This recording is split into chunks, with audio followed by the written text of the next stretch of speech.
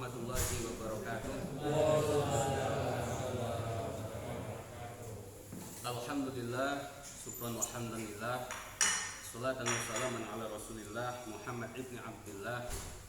Asyhadu an la ilaha illallah wahdahu la syarikalah wa asyhadu anna sayyidana Muhammadar Rasulullah. Rabbi shrah li sadri wa yassir li amri wahlul 'uqdatam min lisani yafqahu qawli, amma ba'du. Yang saya hormati jamaah Masjid An-Nur, yang saya muliakan, dan insya Allah semua yang hadir di sini sedang dimuliakan oleh Allah Subhanahu wa Ta'ala. Saya berhusnudzon mengatakan seperti itu karena yang pertama, kita berada di tempat yang mulia, tempat yang paling mulia, namanya masjid. Itu satu-satunya tempat yang paling mulia, Pak. Paling mulia di dunia ini adalah yang namanya masjid tempatnya. Dan kita berada di tempat yang paling mulia sekarang. Kemudian kita berada di acara yang juga acara yang sangat mulia, yaitu kajian ilmu. Kita insya Allah akan membahas ilmu Allah, bukan ilmu saya, bukan ilmu manusia, tetapi yang benar-benar ilmunya Allah. Yang ketiga, kita berada di bulan yang juga mulia, Pak. Alhamdulillah, setelah tadi matahari itu terbenam, kita sudah masuk di bulan Rajab. Dan bulan Rajab merupakan salah satu bulan yang mulia. Wah, ini langsung dapat bandrek ini. Padahal belum 5 menit sudah azan ini.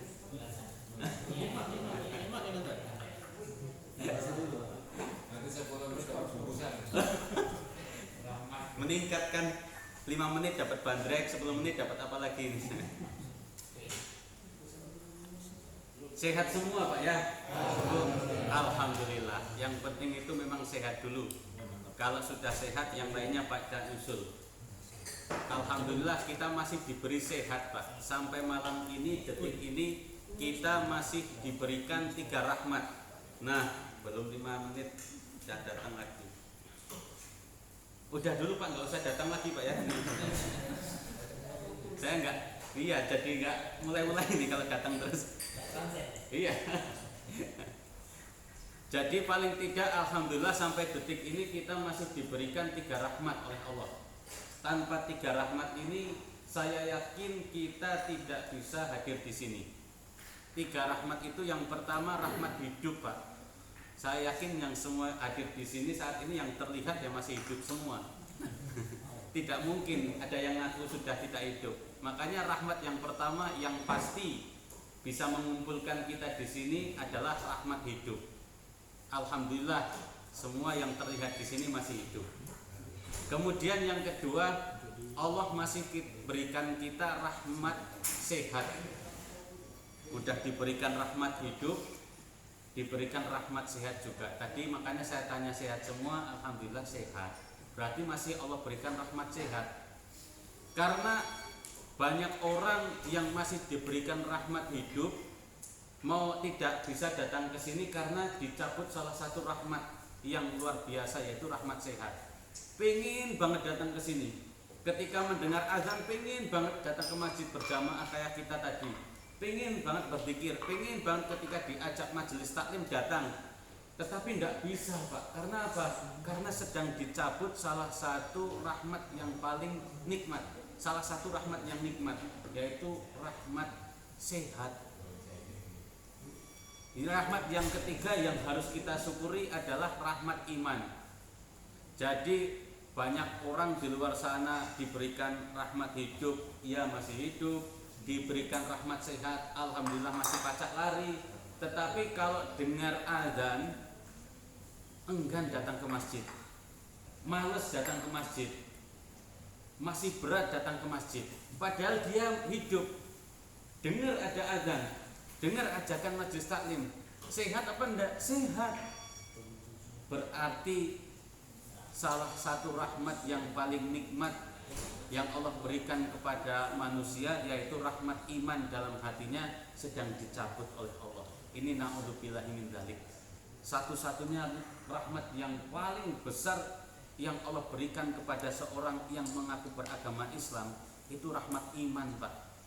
Percuma dia sehat, percuma dia masih hidup, bisa lari, main futsal, main apapun di dunia ini, tetapi kalau di hadapan Allah Subhanahu wa taala ketika dipanggil tidak membawa iman, itu sangat percuma. Makanya alhamdulillah dengan tiga rahmat itulah saya yakin dengan tiga rahmat itu rahmat yang bisa mengumpulkan kita di sini.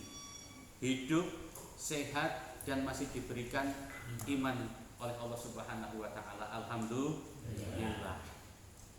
Alhamdulillah sampai saat ini juga kita masih bisa berjumpa dengan bulan Rajab. Bulan Rajab merupakan salah satu bulan yang hurum, yang haram. Loh, kok bulan haram, Pak? Haram itu kan dalam kaidah fikih sesuatu yang dilarang. Nggih, Pak. Betul enggak? Jadi haram itu dalam kaidah fikih kan sesuatu yang dilarang untuk dilakukan. Kok ada bulan disebut dengan bulan haram? Kemudian kok ada masjid dinamakan Masjidil Haram? Ada tanah disebut tanah haram. Maksudnya apa? Maksudnya apa ini? Kan seperti itu. Bulan kok disebut bulan haram, sedangkan dalam kaidah fikih haram itu sesuatu yang tidak boleh dilakukan. Kalau dilakukan ya dapat dosa. Iya, haram. Kok bulan dinamakan bulan haram, tanah dinamakan tanah haram, kemudian masjid dinamakan Masjidil Haram. Jadi kalau dalam kaidah fikih haram itu sesuatu kalau dilakukan konsekuensinya kita mendapatkan dosa. Bulan dinamakan bulan haram karena kita sangat ditekankan. Maksiat itu kalau misalkan dilakukan di luar bulan haram dilarang atau diperbolehkan? Dilarang, tetap haram. Mencuri dilakukan di luar bulan haram dilarang atau diperbolehkan? Dilarang. Copet dilarang, main gaplek dilarang. Kalau order tunggal dilarang enggak, Pak? Bingung bapak-bapak kalau order tunggal. Kalau dilarang enggak pada nonton lagi ya gitu. Ya. Jadi semua maksiat itu memang dilarang di luar bulan haram. Tetapi ketika masuk bulan haram, maksiat yang tadinya dilarang itu benar-benar ditekankan untuk ditinggalkan. Kenapa, Pak? Karena disitulah bulan yang dimuliakan oleh Allah Subhanahu wa taala. Seperti halnya di dalam surat At-Taubah ayat 36, Allah itu menyebutkan inna iddatasyuhur indallahi isna asyara syahron fi kitabillah yauma khalaqas samawati wal ard minha arba'atul hurum. Jadi ketika dulu Allah Subhanahu wa taala menciptakan langit dan bumi, Allah juga menetapkan kalau 1 tahun itu ada 12 bulan. Itu luar biasanya, Pak. Itu salah satu mukjizat di dalam Al-Qur'an. Satu-satunya kitab suci agama yang menyebutkan kalau dalam 1 tahun ada 12 bulan itu cuman Al-Qur'an. Tapi saya katanya, Pak, masih katanya. Karena saya juga enggak belajar Injil, enggak belajar Taurat, enggak belajar Zabur, enggak belajar Weda, Tripitaka, saya tidak belajar. Tetapi saya hakul yakin apa yang disampaikan guru-guru saya itu benar adanya, benar kebenarannya. Karena hanya Al-Qur'anlah yang menyebutkan kalau 1 tahun itu ada 12 bulan. Jadi sebelum manusia menentukan ada kalender Masehi, sebelum para sahabat itu menentukan ada Hijriyah, ada kalender Hijriyah, itu Allah sudah menyebutkan di dalam Al-Qur'an kalau 1 tahun sudah ada 12 bulan. Bulan Hijriyah 1 tahun ada berapa bulan, Pak? 12. Masehi ada berapa? 12. Itu buatan manusia semua. Tetapi sebelum manusia membuat itu semua, Allah sudah menyebutkan dulu kalau 1 tahun ada 12 bulan. Nah, kalau kita lebih apal Masehi apa lebih apal Hijriyah, Pak? Kalau Januari sampai Desember hafal enggak, Pak? Hafal. Kalau Muharram sampai Dzulhijjah hafal enggak, Pak? Bulan pertama apa Pak? Ramadan. Kok Syawal?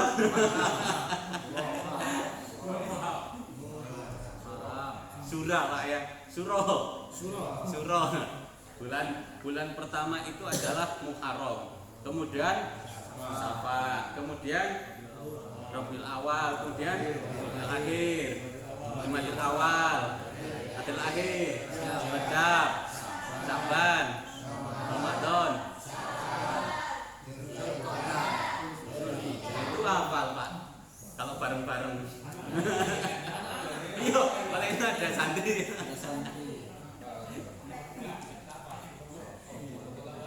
Itu sebenarnya yang lebih hafal seharusnya ya bulan hijriahnya, seharusnya Pak, seharusnya. Tapi kalau ndak hafal ndak apa-apa. Yang penting kalau Ramadan tahu itu bulan Ramadan, kita taraweh, kita puasa. Jangan sampai ndak hafal dari Muharram sampai Dzulhijjah ndak hafal, kalau bulan Ramadan juga ndak tahu kalau lagi bulan Ramadan. Pagi-pagi ngerokok, pagi-pagi pesen bubur. Nah, itu yang lebih gawat parah. Yang penting kalau hari-hari seperti orang melakukan ibadah puasa Ramadan ikut, nah, berarti bulan Ramadan. Yang lainnya Idul Fitri ikut, beli baju baru, masak-masak di rumah kan. Yang penting seperti itu. Jadi Allah Subhanahu wa taala dulu ketika menciptakan langit dan bumi sudah menentukan kalau 1 tahun ada 12 bulan. Minha arba'atul hurum. Dari 12 bulan itu Pak, Allah menetapkan arba'atul hurum. Ada 4 bulan hurum, 4 bulan yang dimuliakan. Jadi sebelum datangnya syariat Islam, sebelum turunnya Al-Quran, sebelum Al-Quran itu diwahyukan melalui malaikat Jibril kepada Rasulullah Muhammad SAW, Allah sudah menetapkan ada 4 bulan arba'atul hurum, 4 bulan yang dimuliakan. Sebelum ada agama Islam, sebelum Islam itu turun, sebelum Al-Quran itu turun, maka Allah sudah menetapkan ada 4 bulan yang dimuliakan. 3 bulan itu berurutan, satunya mencar. Bahasa Jawa itu mencar, kalau bahasa sininya apa? Pisah. Kalau bahasa sininya misah. Yang 3 itu berurutan, bulan 11, bulan 12, bulan 1, Dzulqa'dah, Dzulhijjah, Muharram. Berurutan, Dzulqa'dah, Dzulhijjah, Muharram. Itu berurutan bulan yang dimuliakan oleh Allah. Yang satunya pisah sendiri, yang sekarang kita sudah masuk bulan Rajab. Kok bisa dimuliakan? Iya, karena Allah itu memuliakan. Dan orang yang memasuki bulan Rajab, bulan Dzulqa'dah, Dzulhijjah, Muharram, itu kalau melakukan ibadah itu benar-benar dimuliakan setinggi-tingginya oleh Allah Subhanahu wa taala. Jadi ketika kita berada di bulan mulia, kita melakukan ibadah yang disenangi oleh Allah, ibadah apapun Pak, itu lipat ganda pahalanya. Berapa banyak? Min haitsu la ghairu hisab, tidak bisa terhitung Pak. Itu urusan Allah. Kok ada hadis yang mengatakan kalau puasa 1 hari sekian, puasa 2 hari sekian, puasa 3 hari akan sekian. Bukan saya ahli hadis, bukan Pak. Tetapi kata guru-guru saya di pesantren, kebanyakan hadis palsu, ciri-ciri hadis palsu. Kebanyakan ciri-ciri hadis palsu itu hadisnya selalu membawa hadiah. Maksudnya seperti ini, kalau kita puasa 1 hari akan dapat 70.000 sekian. Nah, kebanyakan hadis-hadis palsu tandanya salah satunya adalah kalau ibadah ini akan dapat segini, kalau ibadah ini akan dapat segini. Walaupun tidak semua hadis yang seperti itu palsu, tapi kebanyakan hadis palsu seperti itu. Saya tidak akan membahas ini palsu atau tidak palsunya, tetapi saya ingin menekankan hadisnya, kalaupun itu hadis palsu, tapi puasanya puasa Rajab itu sahih. Bukan berarti kalau misalkan ada hadis palsu di bulan Rajab mengatakan kalau puasa bulan Rajab seperti ini, kemudian kita malah tidak pernah berpuasa. Nah, itu kelirunya kita. Kok kamu puasa Pak, kok nggak makan? Ya puasa Rajab. Dalilnya apa? Kan hadis itu palsu. Ya hadisnya yang palsu.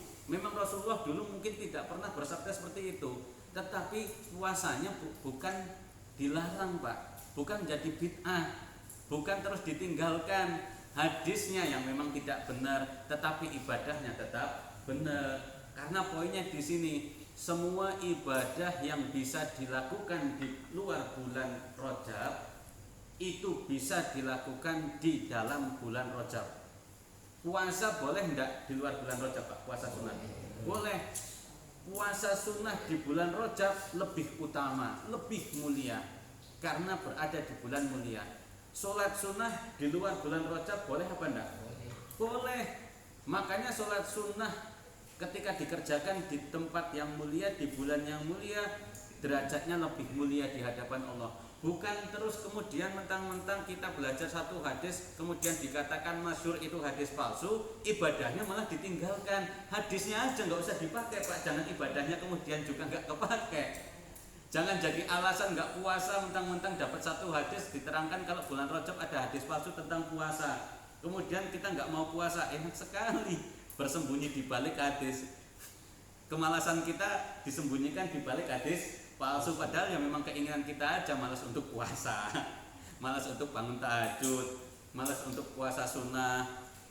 Jadi hadisnya mungkin ada beberapa hadis tentang puasa bulan Rajab itu memang palsu, tetapi puasanya itu benar. Bahkan ketika dulu Rasulullah pernah suatu hadis yang sahih direwatkan dari Utsman ibnu Hakim, salah satu sahabat yang bertanya kepada Jabir, karena Rasulullah Muhammad SAW, kan Utsman bin Hakim ini bertanya kepada Jabir, sahabat Rasulullah Muhammad SAW, an shaumi Rajab, tentang puasa bulan Rajab. Kemudian dijawab apa? Karena Rasulullah Muhammad SAW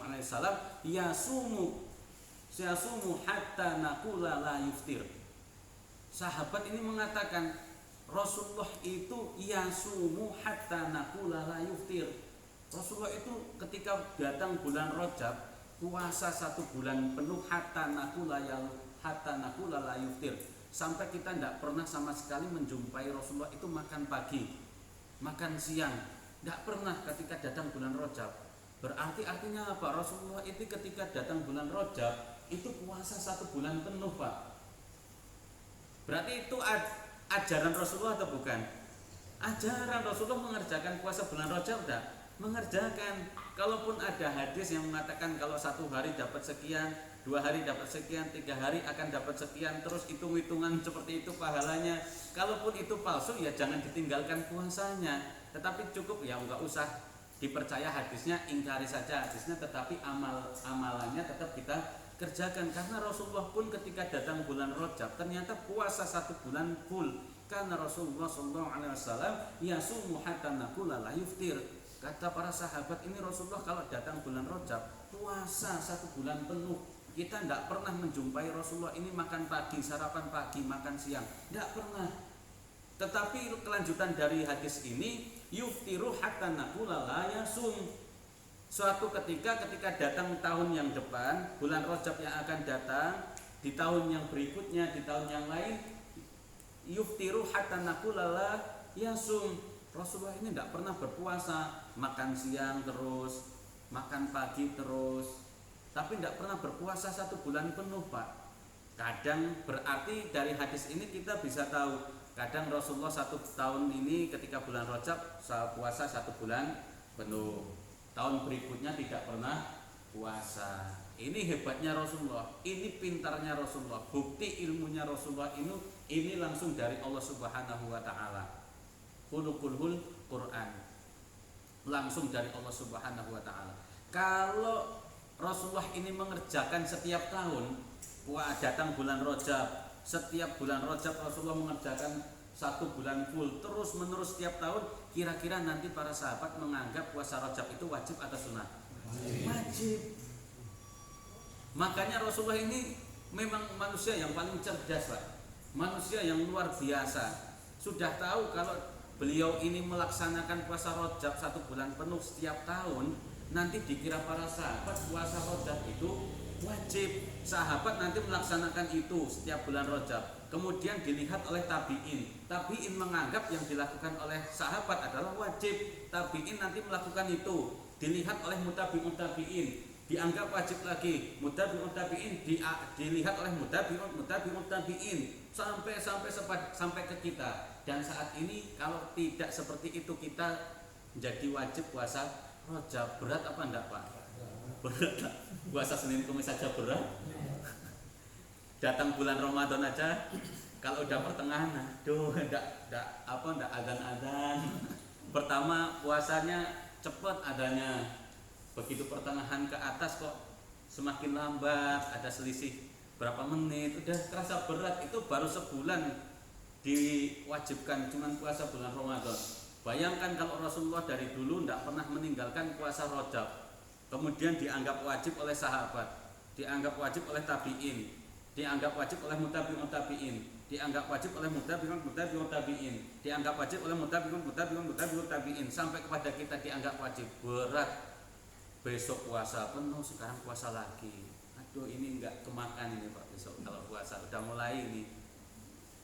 Itu alhamdulillahnya Rasulullah memang manusia yang sangat cerdas. Kadang 1 tahun puasa, kadang 1 tahun tidak.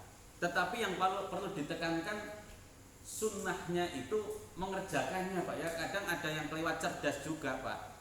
Maksudnya itu benar-benar cerdas. Kadang saya juga nggak kepikiran Pak. Nggak kepikiran itu pertanyaan diskusi yang seperti ini. Rasulullah itu kan pernah meninggalkan puasa Rajab. Berarti pernah melakukan kan? Berarti meninggalkan puasa Rajab juga sunnah, karena telah ditinggalkan oleh Rasulullah. Yang itu benar-benar cerdas lah. Rasulullah ini pernah melakukan puasa Rajab, melakukan kan? Berarti sunnah. Ya enggak, puasa Rajab jadi sunnah. Rasulullah meninggalkan puasa Rajab, sunnah meninggalkan puasa Rajab jadi sunnah. Ya enggak? Ya enggak pernah kepikiran seperti itu enggak? Iya, jadi yang sunnah itu yang dikerjakan Pak, jangan yang ditinggalkan.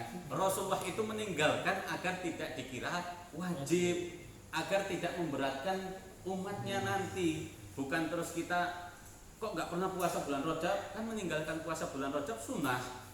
Dulu Rasulullah pernah meninggalkan kok, jadi meninggalkan pun sunnah, nggak harus puasa. Bukan, meninggalkannya Rasulullah itu agar tidak memberatkan umatnya. Yang kita pegang itu puasanya Pak, bukan meninggalkannya. Kadang orang memang cerdas, zaman sekarang cerdas karena yang inginnya yang enak. Gak puasa tetapi dapat sunnah, gak puasa dapat pahala. Dan ketika masuk bulan Rajab, Rasulullah ini tidak pernah meninggalkan doa yang selalu Rasulullah panjatkan, yang selalu Rasulullah ucapkan ketika memasuki bulan Rajab. Jadi doa ini yang selalu Rasulullah ini ucapkan ketika pertama kali masuk bulan Rajab. Doanya adalah Allahumma barik lana.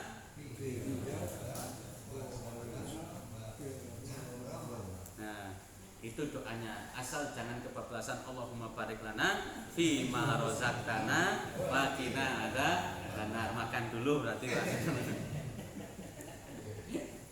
Allahumma barik lana fi Rajab wa Sya'ban wa ballighna Ramadan.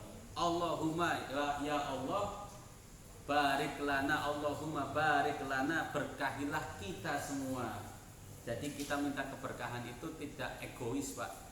Rasulullah ini mengajarkan kepada kita dengan domirna.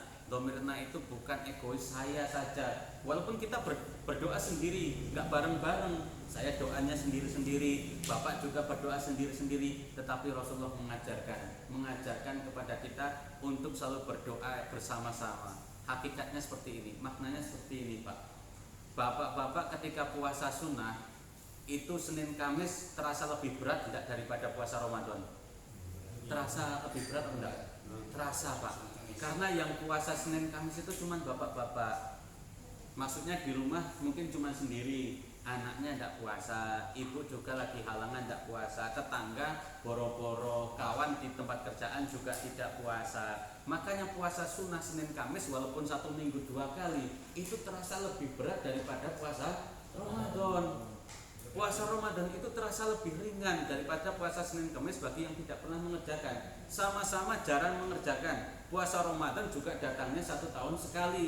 Puasa sunnah Senin Kamis jarang kita lakukan, jarang-jarang kita melakukan dua puasa tersebut. Yang satu wajib, yang satu sunnah. Tetapi terkadang kita lebih berat yang sunnah. Karena apa? Kita mengerjakannya sendiri, tidak bareng-bareng. Kalau bareng-bareng kayak bulan Ramadan ringan Pak. Dari awal kita sudah terbiasa, psikologis kita terbangun. Taraweh, besok sudah termotivasi untuk bangun sahur. Dari sahur sudah tahu kalau akan puasa sunnah, puasa Ramadan. Satu keluarga puasa Ramadan, tetangga-tetangga juga puasa semua. Semuanya terbangun di situ menjadi kuat, menjadi lebih ringan. Seperti itulah doa. Ketika kita berdoa sendiri, Pak, ketika kita berdoa sendiri belum tentu makbul, belum tentu diijabah sama Allah. Tetapi ketika kita mendoakan sesama muslim, mendoakan orang lain, yang balik mendoakan kita siapa? Malaikat, Pak. Jadi ketika kita mendoakan baik kepada saudara kita muslim, yang mendoakan balik baik kepada kita siapa?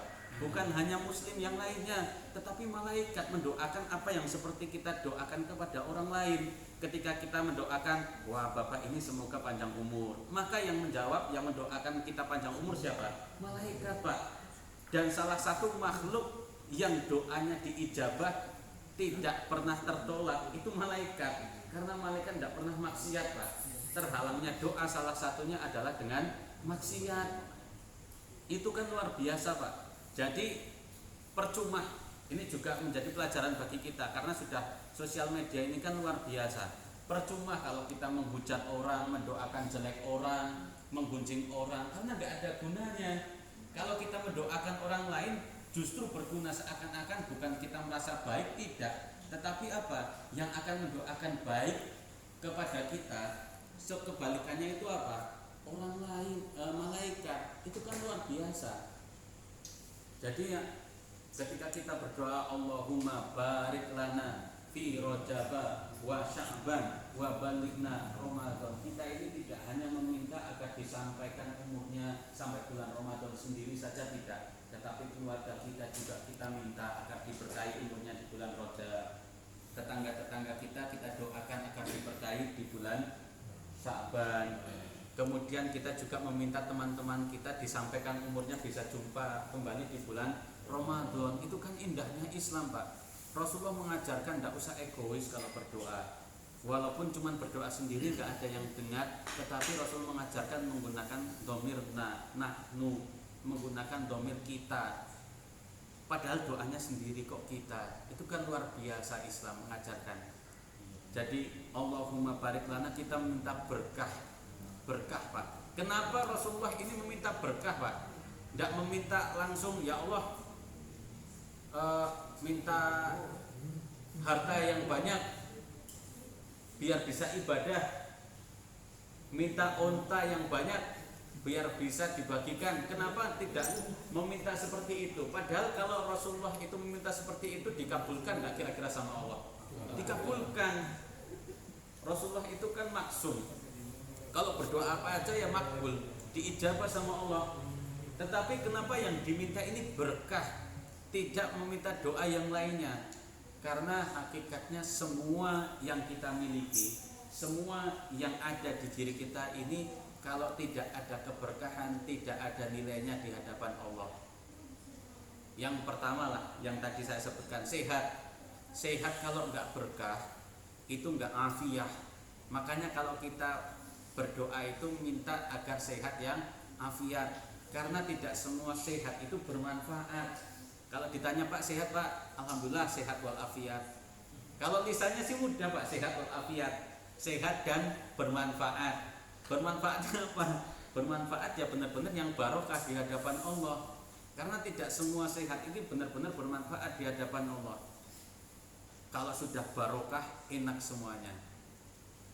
Nilainya ibadah semua, nilainya akhirat semua. Makanlah, makan ini kegiatan dunia apa akhirat sekarang Pak? Makan dunia Pak. Tapi kalau sudah barokah, ini menjadi kegiatan akhirat, dilakukan di dunia, tetapi kita bisa menikmatinya di akhirat. Pakai baju itu kegiatan dunia apa akhirat? Dunia. Tetapi kalau sudah berkah pakai baju, Selama kita pakai baju itu sedang melakukan kegiatan yang bisa kita ambil manfaatnya di akhirat. Jangankan baju, bapak-bapak keluar dari sini nanti pakai sandal apa enggak, Pak? Pakai sandal semua enggak? Kok ragu, Pak? Jangan-jangan ada sebagian enggak pakai sandal. Jangan-jangan tadi berangkatnya enggak pakai. Baliknya bawa 2. Pakai sandal semua kan, Pak? Pakai sandal semua, pakai sandal saja bisa menjadi kegiatan yang bisa bernilai akhirat, padahal dilakukan di dunia. Biar semuanya berkah itu mudah, Pak. Tetapi terkadang kita lalai. Terkadang ya nggak butuh godaan setan pun kita karena terbiasa lalai, nggak butuh setan kita tetap lalai. Karena sudah kebiasaan. Cukup dengan ucapkan Bismillah, Pak. Mau ngapa-ngapain Bismillah. Pakai baju lengan panjang atau lengan pendek ada kanannya dulu. Pasti ada kanan dan kiri. Ketika memasukkan bagian yang kanan mengucapkan Bismillah. Sudah, selama pakai baju itu sedang dianggap ibadah. Apa kurang enak, Pak? Kalau tidak pakai Bismillah, ya sekedar pakai baju sudah selesai, tidak bernilai apa-apa. Tetapi ketika memakai Bismillah, diawali dengan Bismillah, semua kegiatan yang diawali dengan Bismillah akan menjadi berkah. Nilainya ibadah. Pakai baju jadi Bismillah, jadi ibadah. Pakai sandal dari sini Bismillah, kanan dulu sampai rumah ibadah. Tetapi ya nanti sampai rumah dilepas, Pak. Jangan mau tidur mentang-mentang ibadah nggak dilepas sampai pagi. Masuk kamar, naik kasur masih pakai sandal, ditegur, Pak, kok tidak dilepas? Ini tuh sudah ibadah, biar ibadah sampai pagi, sandal nggak usah dilepas. Bukan. Semua kegiatan kalau pengen bernilai ibadah, pengen berkah, cukup Bismillah. Itu yang diajarkan oleh Rasulullah. Berkah. Yang diminta oleh Rasulullah itu berkahnya, bukan banyaknya. Bukan seberapa banyak yang kita miliki, bukan, tetapi berkahnya. Syukur-syukur banyak ya berkah, itu yang paling kita minta. Betul apa enggak? Pengennya banyak dan berkah. Kalau dikit berasa tidak berkah. Padahal yang penting itu kita berkahnya.